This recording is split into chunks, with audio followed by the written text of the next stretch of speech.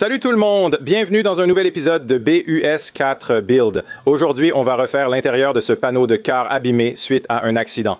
Beaucoup de ce métal a été tout écrasé et déformé, alors je l'ai coupé, je l'ai redressé. Ce que nous pourrions sauver, ce que nous pourrions couper le reste, et maintenant, nous allons aller et reconstruire cette structure. Ce que cela va faire est de garder tous les débris de la route hors de notre panneau de car. Donc rien ne vole dans l'essentiel de l'intérieur de la voiture. Et cela va aussi nous donner un beau passage de roue. Et cela finira la zone du coffre. Donc le coffre sera tout beau et bien scellé pour garder tous les éléments hors de l'intérieur de la voiture. Beaucoup de travail de métal. Amusant. Aujourd'hui, je suis très excité de commencer. Restez à l'écoute.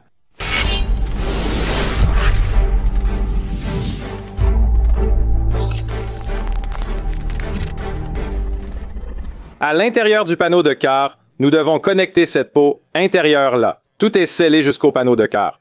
Je vais construire une bande qui monte tout autour et se connecte à la pièce redressée précédemment. C'est là que ça s'arrêtera. Tout ira directement en se connectant à la pièce en fibre de carbone. L'intérieur doit aussi être reconstruit. Et puis à partir d'ici, nous devrions pouvoir avoir une bonne idée de comment construire une sorte de section de connexion plate qui finira le sol dans le coffre. Pour commencer, je veux construire autant de pièces connues que possible à côté du panneau de car situé ici. C'est la seule autre pièce connue de la bonne forme et taille. Quand vous le mettez ici, c'est assez proche, mais pas tout à fait juste, à cause de quelques courbures à l'intérieur de ce panneau. Juste ici et à l'intérieur de ce panneau là-bas, il y en a encore un peu. Je vais nettoyer les plis, redresser le matériau et y percer des trous, afin que je puisse y souder à travers et ensuite souder par points ce panneau central ici, ainsi que le connecter avec quelques vis. Je vais probablement juste utiliser des vis auto-taraudeuses temporaires. Je dois comprendre, je pense que ceux-ci doivent être découpés sur ce panneau de car pour que notre support de pare-choc puisse y aller. J'espère pouvoir l'utiliser comme matériau que je peux percer. Nous fixerons cette pièce sur la voiture avant de construire le reste du passage de roue intérieur.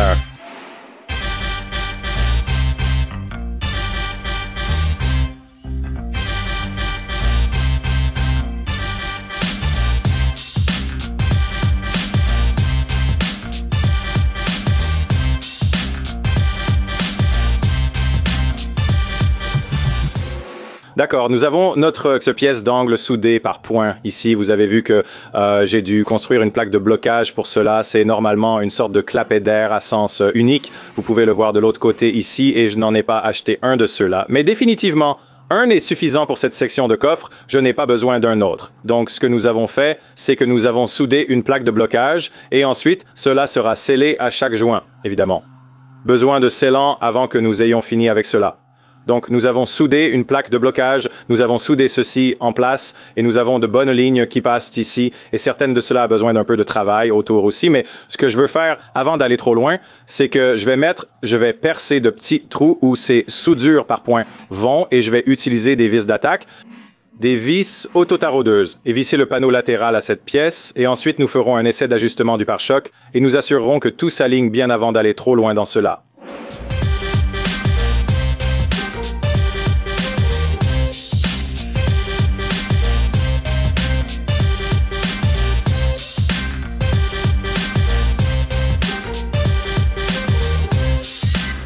Impossible de tenir la caméra et le pare-choc simultanément, mais l'ajustement est parfait. La ligne de carrosserie à la jonction du pare-choc est parfaite. Le bas a également l'air impeccable, aucun problème visible.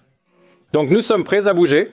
Pour avancer, je vais sauter dans ce passage de roue intérieure, découper des modèles en carton, prendre la pièce du kit carrosserie large, l'adapter dessus et tracer une ligne. Ainsi, nous savons combien le kit couvre en quelque sorte, et tout s'assurer que nous n'allons pas couper trop de matière. Je vais créer des modèles de cette manière, puis les reproduire en acier, avant de les souder sur le panneau car. Mais je veux commencer d'ici et gravir les échelons. Je pense...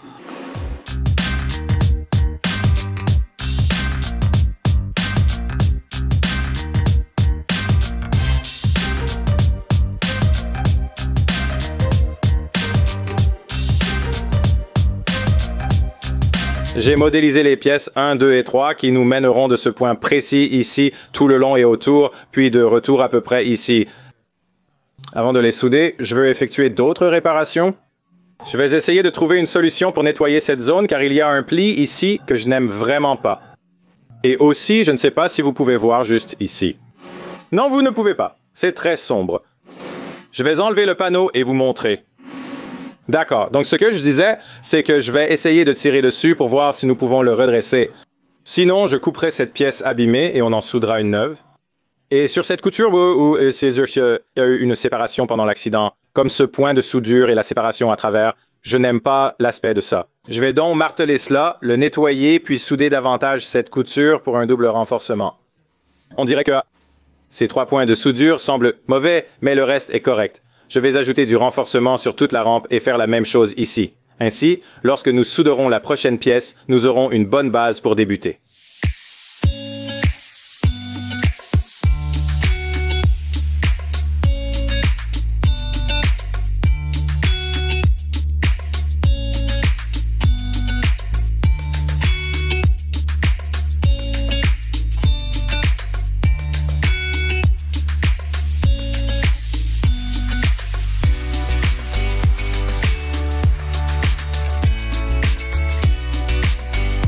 D'accord, eh bien c'est plus de tentatives pour mettre le feu à la voiture que je ne suis à l'aise. J'ai ressoudé ce truc et ajouté des renforts de pointe de soudure. Non pas que l'un d'eux était vraiment parti, mais juste en ajoutant un peu plus de renforcement. J'ai ressoudé cette plaque à cette autre plaque, renforcé un peu là où j'avais coupé auparavant. Vous pouvez voir que j'ai fait quelques soudures par point à ces endroits-ci. En y repensant, rien de tout cela n'était réel. Pas de soudure par point ou similaire, donc je ne vais pas réitérer l'expérience. La prochaine chose que je vais faire est de prendre mes 3 modèles, les découper dans de l'acier de calibre 18, puis nous commencerons à les installer. Je pense qu'avant de souder, je devrais remettre le quart en place. Nous préparerons tout, puis nous mettrons le quart et commencerons à les mettre en place.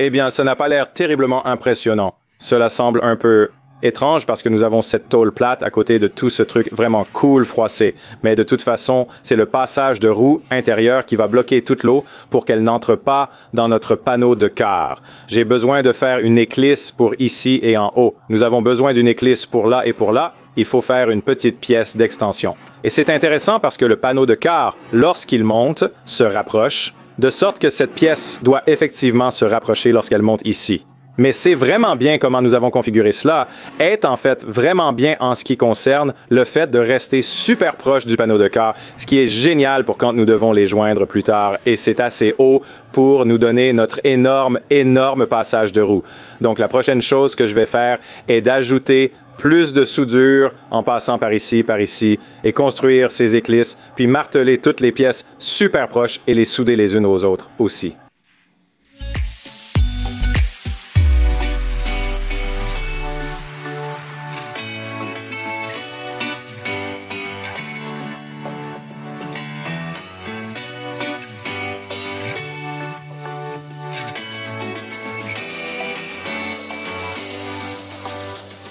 Nous sommes tous soudés. C'est notre moment maintenant. Tout est en place. Une fois que vous ajoutez toutes ces soudures par point, cela devient vraiment solide. Il devient donc très rigide, même avec un métal relativement fin. Toute cette structure est ajoutée là-dedans. Comme vous pouvez le voir à l'arrière, nous avons relié la pièce de la voiture qui était déjà présente, puis tout le long jusqu'ici. Et souvenez-vous que les soudures par point sont juste pour la structure, là pour s'assurer que tout ce métal reste en place. Croyez-moi, cela va le faire. Puis le mastic de jointure que nous mettrons sur ces coutures empêchera vraiment toute intempérie. Toute l'humidité, toute l'eau, tout garder dehors. Prochaine étape, retester l'ajustement du panneau latéral. Construire un modèle à partir du point haut jusqu'au point bas où il se connectera avec cette pièce. Ensuite, nous construirons aussi un modèle pour cela. Donc ils vont tous les deux descendre par ici et ensuite nous allons tout fermer avec une jolie petite pièce plate qui se connecte au plancher du coffre juste là. Et ensuite souder tout cela aussi.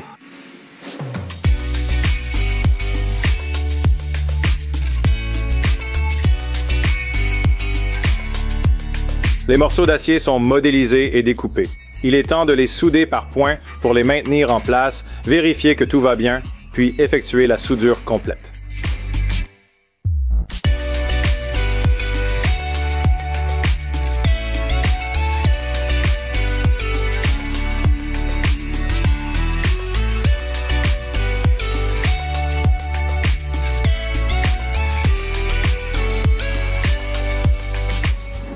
J'ai appris une leçon vraiment douloureuse juste maintenant. Si vous allez porter des gants et que vous allez souder, ne portez pas de gants qui ne sont pas pour la soudure. C'est un morceau de fil de soudure qui a sauté à travers mon gant et a brûlé son chemin dans mon doigt et je ne pouvais pas l'enlever. Maintenant, je dois prendre une pince à épiler et le couper de mon doigt.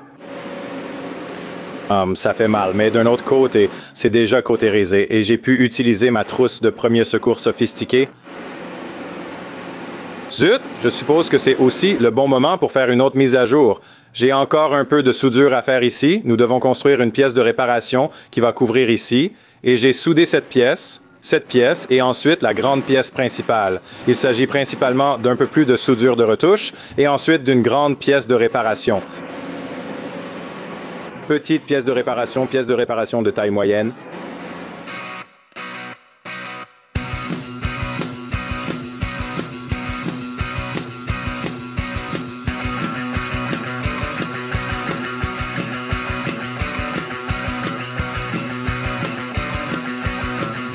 Donc, c'est un wrap sur la soudure. Nous avons tout terminé. Nous avons mis en place le patch du bas. Tout est soudé et tout a l'air bien. Donc, le coffre de ce côté, il va là-bas vers cette pièce, un peu comme ça. Et puis de ce côté, il va là-bas maintenant. Évidemment, le panneau latéral nous ferme ici quand vous regardez juste là. Cette pièce, juste là, est le panneau latéral.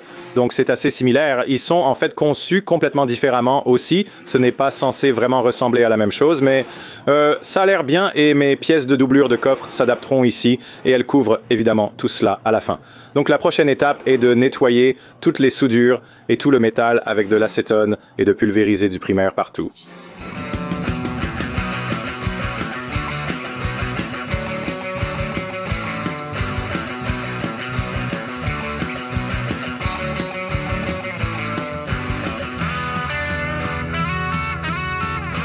Eh bien, nous avons tout nettoyé et apprêté. L'après a adhéré très bien. Nous n'avons eu aucune réaction ou quoi que ce soit, ce qui signifie que nous avons bien nettoyé. C'est génial. La prochaine chose que nous allons faire est de sceller les coutures. Donc, nous avons beaucoup de scellants pour coutures ici. Nous utilisons du gris et sur chacune de ces coutures.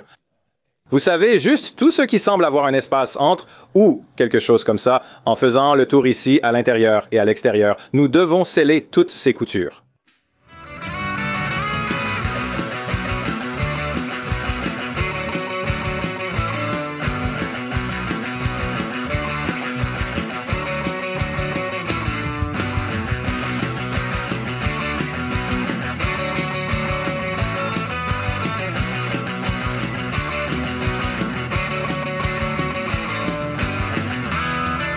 D'accord, nous sommes tous scellés. Une fois les coutures scellées, le résultat est bien meilleur et le projet prend vraiment forme. J'ai l'impression que cela se produit également lorsque vous lui donnez une couche de peinture. Et vous pouvez voir que l'intérieur est complètement scellé. Et puis le coffre semble également être scellé tout au long ici. Je vous laisse quelques minutes pour installer cela, puis vous pourrez peindre par-dessus. La partie supérieure est l'après scellant que j'ai pulvérisé. Donc, cela va être bien juste de le laisser tel quel. C'est la même chose que cet après ici. C'est en fait juste un peu plus protecteur pour l'acier. En dessous, nous utiliserons un revêtement pour benne de camion Rust-Oleum. Vaporisez cela comme une sous-couche sur notre après scellant. Puis, je vais vaporiser l'intérieur du coffre en blanc.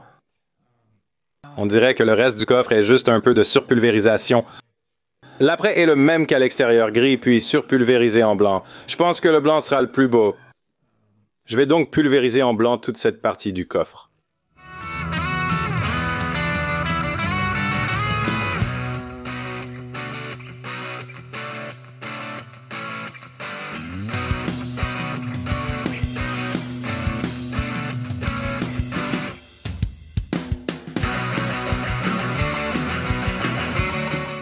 La peinture est encore fraîche, mais vous pouvez avoir un aperçu. Blanc à l'intérieur, tout est scellé à l'abri des éléments, scellé à l'arrière, sous la doublure de la benne, sous le passage de roue. Ça a l'air bien? La suspension étant nulle, la surpulvérisation n'a aucune importance. Et puis nous avons appliqué une couche d'après sur le reste de ces choses.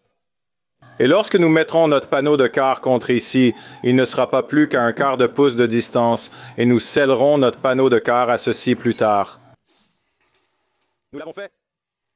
Très bien tout le monde, c'est un wrap. Merci beaucoup d'avoir regardé. BS4build.com si vous voulez acheter des marchandises. Nous avons de nouvelles marchandises là-bas. Appuyez sur le bouton s'abonner. Si vous aimez cette construction, vous ne voudrez pas manquer la prochaine. Et vous ne voulez pas nous manquer en train de terminer celle-ci. Alors n'oubliez pas de vous abonner. C'est tout pour aujourd'hui. À la prochaine. Pêche!